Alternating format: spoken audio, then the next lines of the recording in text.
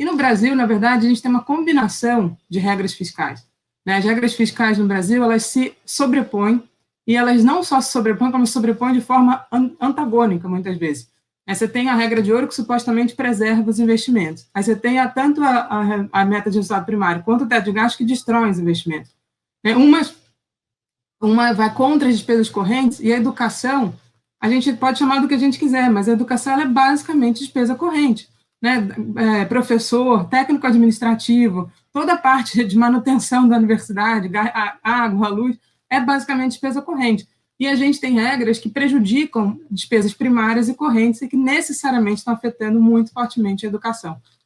Se a gente pega o orçamento da educação na parte discricionária, discricionário nem só, é o que está sujeito a contingenciamento, que no Brasil é um pouco além do discricionário estrito sensu. Ele sai de um valor de 55 bilhões em termos reais em 2014, e chega para próximo a 20 bilhões. É uma redução de quase a 1/3 do valor que se tinha em 2014, ou seja, há 5, 6 anos atrás. A área de ciência e tecnologia sai de um valor em torno de 8 bilhões para próximo a 3 bilhões.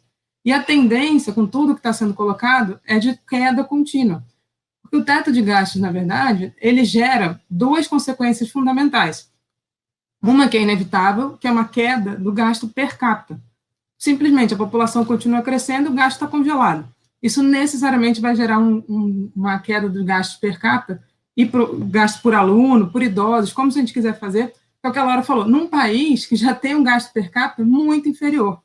Né? Então, mesmo quando a gente pega os gastos com ensino superior no mundo inteiro, o Brasil está lá no meio da distribuição para baixo, completamente abaixo da maior parte dos países que têm um sistema universitário relevante, né? E seja público ou privado. Né? Mesmo sistemas que têm universidades privadas relevantes gastam muito mais por aluno no gasto público universitário do que o Brasil. Né? E a gente precisava ampliar isso. E para isso, sem dúvida nenhuma, o que a gente está fazendo hoje é a total contramão. Né? O que está sendo, até falei para o Josué, né? Justo nessa semana o governo manda uma proposta, né? O governo, enfim, que é aquela coisa meio indefinida entre governo e Congresso, mas, de fato, Laura, eu acho que mais do que fundir, eles estão simplesmente acabando com os pisos, não é simplesmente fusão. Né? A maneira como eles fazem é da maneira legislativa que é mais difícil de as pessoas pegarem, porque ele revoga simplesmente os dispositivos da Constituição que definem os mínimos constitucionais, simplesmente acabando com os mínimos constitucionais que na educação no Brasil existe desde a década de 30.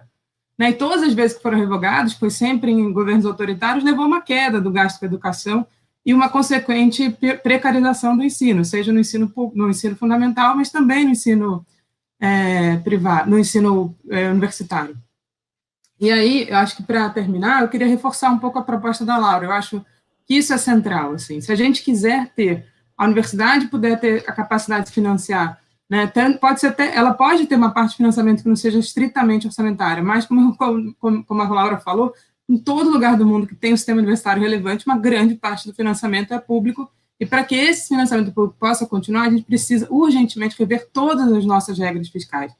Né? O teto de gastos, sem dúvida nenhuma, é uma das piores coisas que tem, mas a combinação dele com os outros é o que gera toda essa amarra forte ao Estado, e uma amarra totalmente artificial, como foi dita pelo André. Na verdade, são muito mais amarras institucionais do que, de fato, algum tipo de imposição econômica que impediria a gente de ter uma maior equidade na forma de gastar.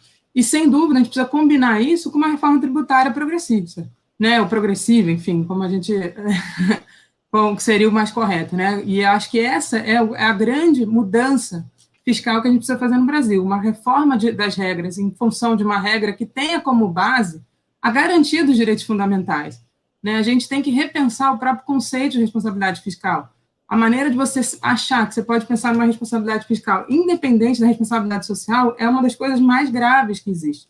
Você não pode falar, olha, eu estou com o meu orçamento super equilibrado, mas a população inteira está passando fome, a população inteira está desempregada. Se a gente não pensar em como a gente garantir a oferta maior de serviços públicos, né, e conseguir fazer isso por meio de uma mudança relevante na estrutura tributária também, a gente não vai conseguir mudar o quadro que a gente vê hoje, E, infelizmente, se essa destruição ocorrer de fato, eu tenho muita dificuldade, a gente vai sobreviver, a gente vai continuar aqui, mas é muito difícil remontar. Se a gente não barrar a destruição de forma mais rápida, vai ser muito, muito difícil conseguir reerguer de uma maneira relativamente rápida.